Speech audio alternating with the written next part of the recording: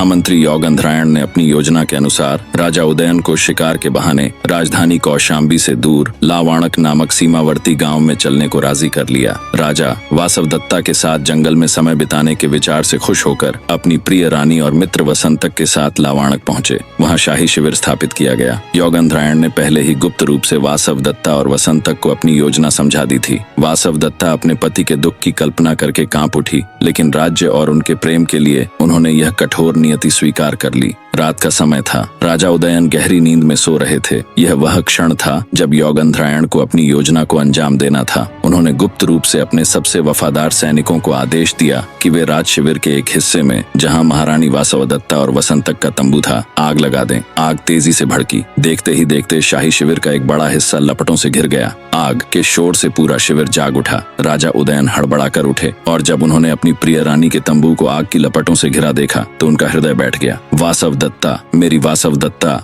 चीखते हुए वे आग की ओर दौड़े, लेकिन योगंधरायण और रुमणवान ने उन्हें बलपूर्वक रोक लिया। महाराज, आग बहुत तेज है, आप अंदर नहीं जा सकते। शिविर में कोहराम मच गया। आग बुझाने के प्रयास किए गए, लेकिन योगंधरायण के गुप्त आदेशों के कारण आग को बुझाने में जानबूझकर देरी की गई। कुछ ही देर में यह भयानक समाचार फैल गया कि महारानी वासवदत्ता और मंत्री वसंतक आग की लपटों में घिरकर भस्म हो गए हैं। राजा उदयन पर दुखों का पहाड़ टूट पड़ा। वे अपनी प्रिय रानी की मृत्यु के समाचार को सहन नहीं कर पाए। उनका वीर हृदय टूट गया। वे फूट फूट कर रोने लगे। योगंधरायण, रुमणवान और अन्य मंत्री राजा का यह दुख देखकर अंदर ही अंदर पीड़ा से भर गए। उनके लिए यह देखना असहनीय था, लेकिन वे जानते थे कि यह राज्य के लिए आवश्यक बलिदान था। उन्होंने राजा को सांत्वना देने का असफल प्रयास किया। उस रात लावाणक का शिविर राजा उदयन के गहन शोक और एक दर्दनाक षड्यंत्र की चुप्पी से भरा था। जिस समय शिविर में आग लगी थी और उदयन अपने दुख में डूबे थे, उसी समय योगंधरायण ने अपनी योजना के दूसरे भाग को क्रियान्वित किया। गुप्त रूप से महारानी वासवदत्ता और वसंतक, जिन्होंने पहले ही आग लगने से पहले शिविर से बाहर निकलकर पास के जंगल में छिपने का नाटक किया था, उन्हें सुरक्षित रूप से उस स्थान से दूर ले जाया गया। योगंधरायण का एक गुप्तचर दल पहले ही मगध की ओर रवाना हो चुका था। उसी रात वासवदत्ता को एक साधारण वेश में योगंधरायण के विश्वास पात्र सेवकों द्वारा मगध की राजधानी राजगृह की ओर ले जाया गया। वसंतक को भी सुरक्षित स्थान पर रखा गया था ताकि सही समय पर वह राजा के सामने प्रकट हो सके।